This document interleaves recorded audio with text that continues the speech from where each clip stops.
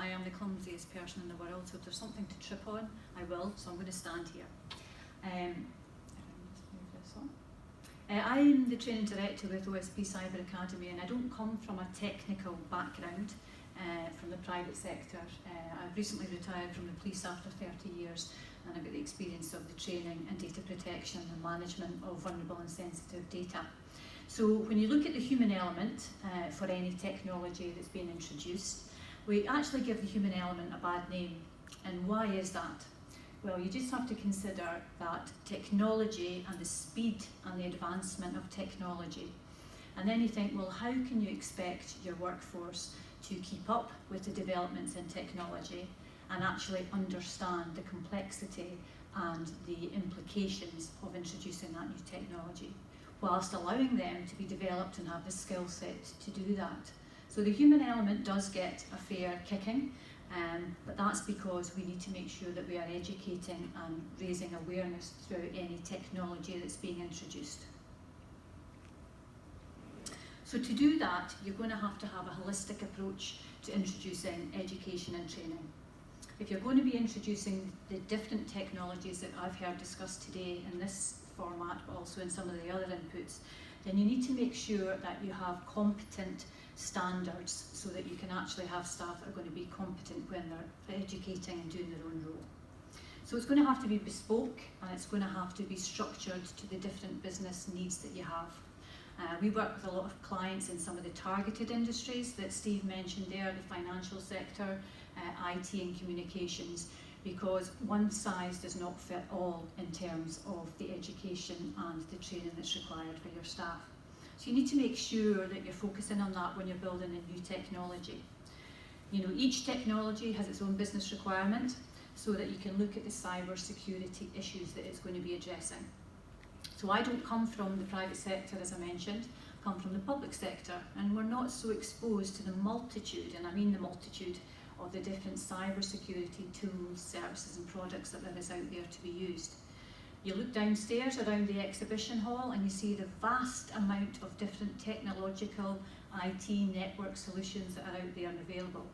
How do we then expect your workforce to keep up with that technology and introduce it? So the first question that I always ask when clients are taking on board a new product or IT solution is, what is your training plan that you've introduced ahead of introducing this product and service and network application? And 9 times out of 10, training is considered at the end, so either when they've implemented the process or the new technology, or certainly much further down the line. So it has to be done at the right time, and that is where we're looking at your cybersecurity training and privacy by design. Now, I think that's really important because this actually puts the individual at the centre of any design of technology that you're introducing. And that's really important because they've got rights and freedoms that you as a business are protecting, and you have a responsibility to protect that if any breach is going to have an effect on their privacy or their security of that data. So it has to be about privacy by design, and cyber security is one aspect of that that should be introduced so that you have the competent training to support that technology.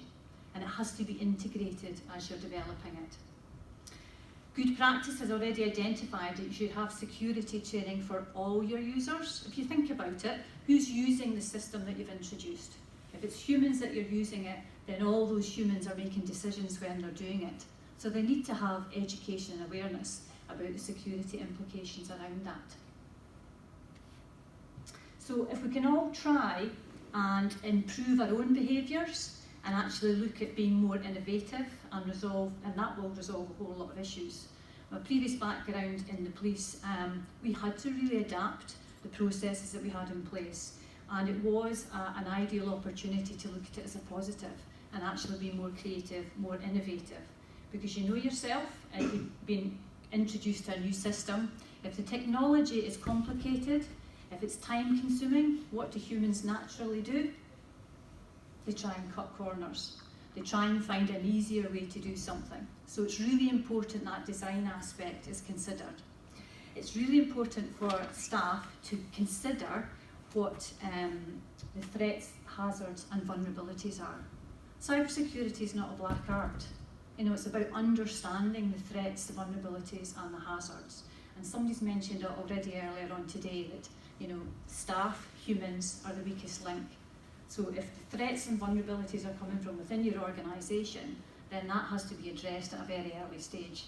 And the best way to do that is to look at the challenges and let staff have the education and awareness to identify themselves the threats, the hazards and the vulnerabilities.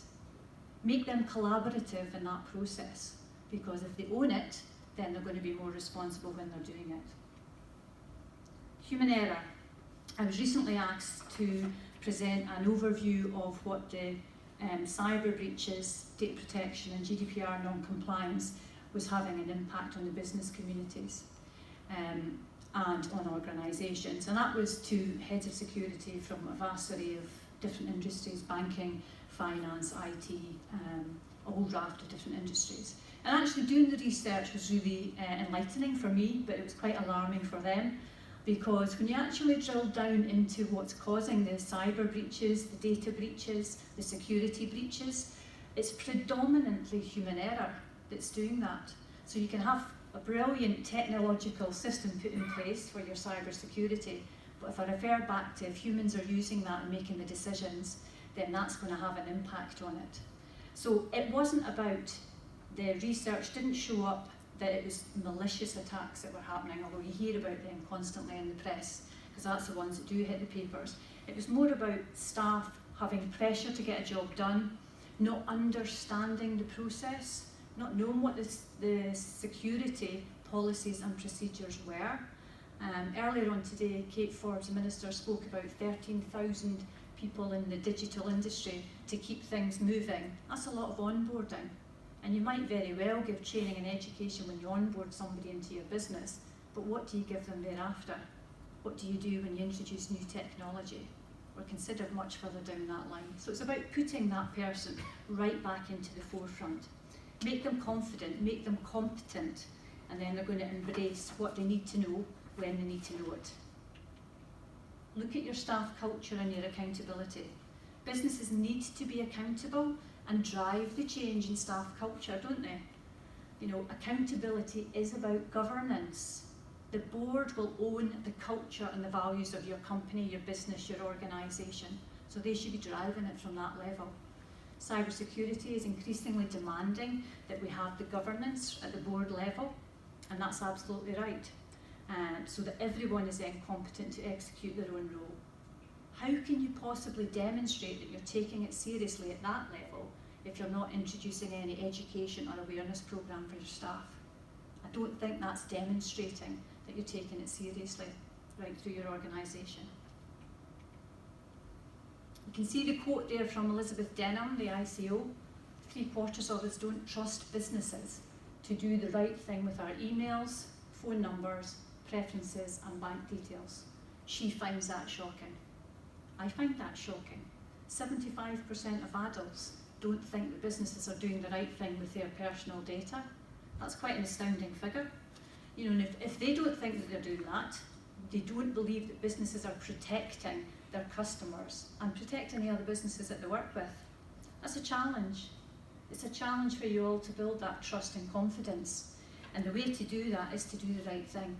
So educate and aware, make your staff aware about the security implications for what they're doing on a daily basis. Make it bespoke to what your business is. And that's what OSP Cyber Academy and other training companies can do, so that it's of benefit to the business as well as the staff, and as well as to you personally, your own personal data. So it's about getting it right, and if you get it right, you're going to have a more engaged and ready to collaborate workforce, which is fantastic for innovation, and we all like to be positive here and be creative, and this really does, cybersecurity gives you that opportunity to have that creative and innovative action. And I do think culture breeds strategy. And on the strategy side, I'm going to pass you back to Steve.